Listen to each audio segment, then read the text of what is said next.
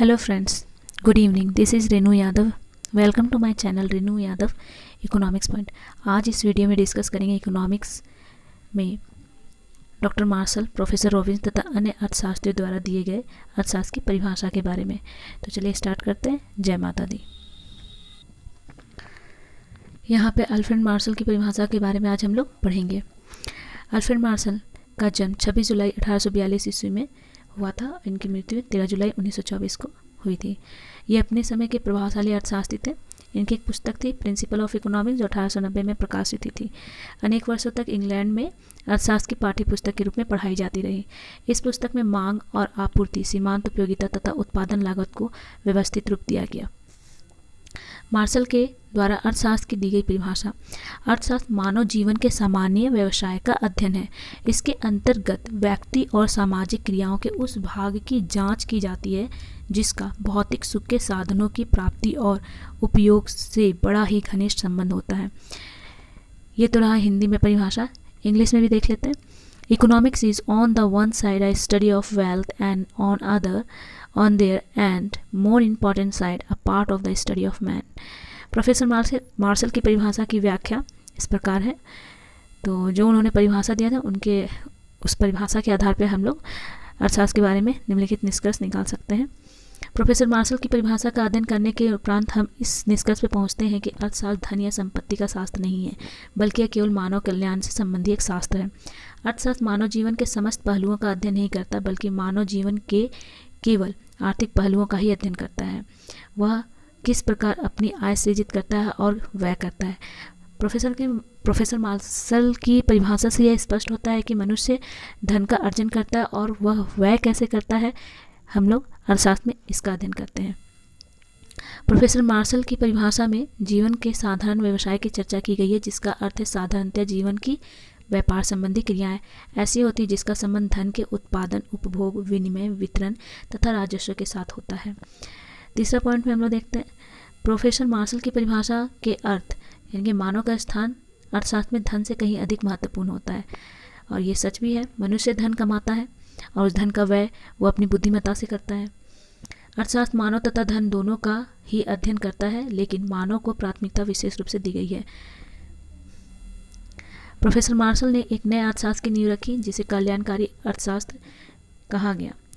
इनकी परिभाषा से स्पष्ट है कि अर्थशास्त्र का संबंध मनुष्य के सुख के साधनों की प्राप्ति और उपभोग से होता है, अर्थात इसका मूल्य उद्देश्य मानव के कल्याण में वृद्धि करना है. हालांकि आगे चल के पिगू ने कल्याणकारी अर्थशास्त्र का विकास किया. प्रोफेसर मार्शल की परिभाषा से स्पष्ट होता है कि अर्थशास्त्र मानव जीवन के व्यक्तिगत और सामाजिक दोनों ही प्रयत्नों का अध्ययन करता है, किंतु यह आवश्यक है कि ऐसे प्रयत्नों का संबंध सुख के साधनों की प्राप्ति तथा उपभोग से होना चाहिए. अर्थात उपरोक्तानुसार हम कह सकते हैं कि अर्थशास्त्र के अंतर्गत मानव जीवन के आर्थिक क्रियाओं का अध्ययन होता है.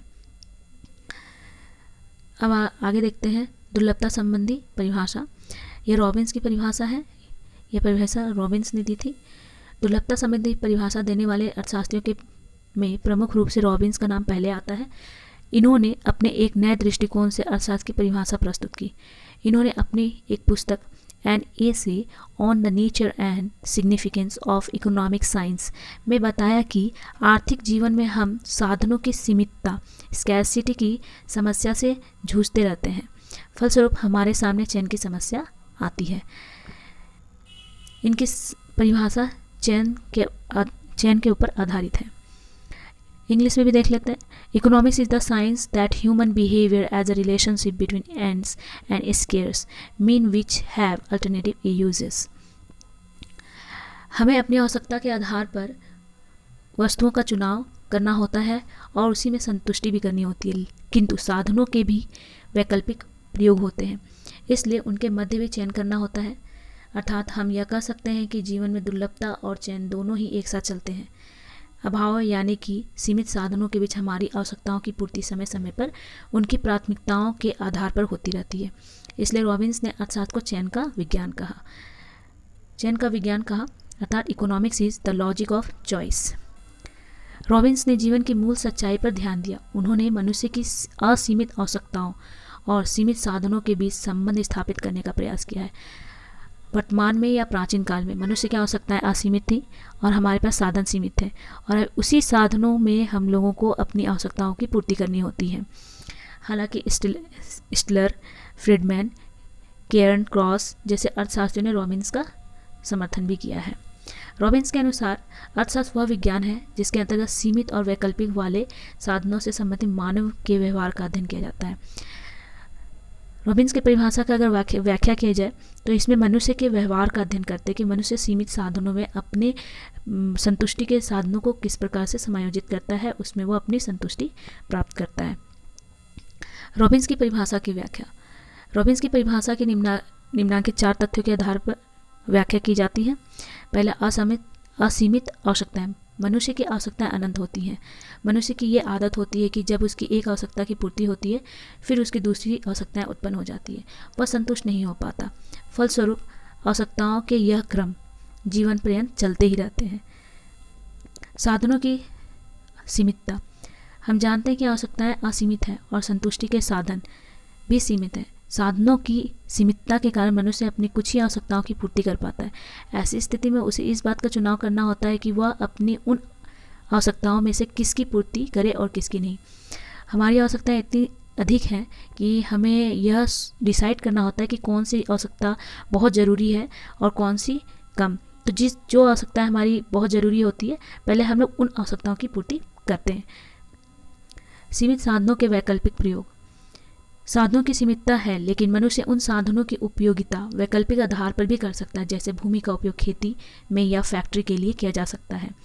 इसी तरह अन्य सीमित साधनों का उपयोग वैकल्पिक आधार पर अवश्य किया जा सकता है। आवश्यकताओं की तीव्रता का भिन्न होना।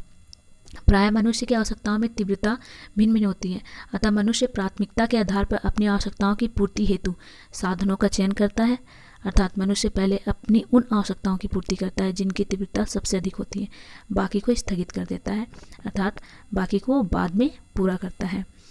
उपयुक्त विश्लेषण से स्पष्ट है कि असीमित यानी कि अनंत आवश्यकताओं तथा सीमित और वैकल्पिक प्रयोग वाले साधनों के बीच मानवों का व्यवहार चयन करने और निर्णय लेने से संबंधित है।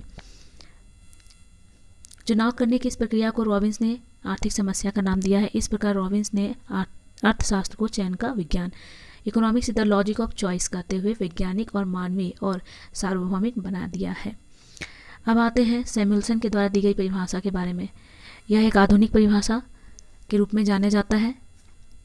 सैमुअल्सन के अनुसार अर्थशास्त्र समस्त आर्थिक साधनों द्वारा मानव की वर्तमान एवं भविष्य की आवश्यकताओं को संतुष्ट करने का अध्ययन है, जिसके अंतर्गत दुर्लभ तथा वैकल्पिक उपयोग के योग्य साधनों द्वारा मानव एवं समाज की विभिन्न आवश्यकताओं को संतुष्ट करने का प्रयास किया जाता है।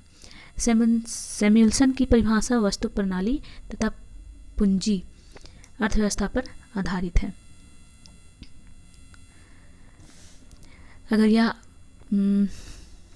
अगर यह वीडियो आप लोगों को पसंद आया है तो मेरे वीडियो को लाइक करें, मेरे चैनल को आप सब्सक्राइब करें और बेल आइकन बटन को दबाना ना भूलें। Thank you so much.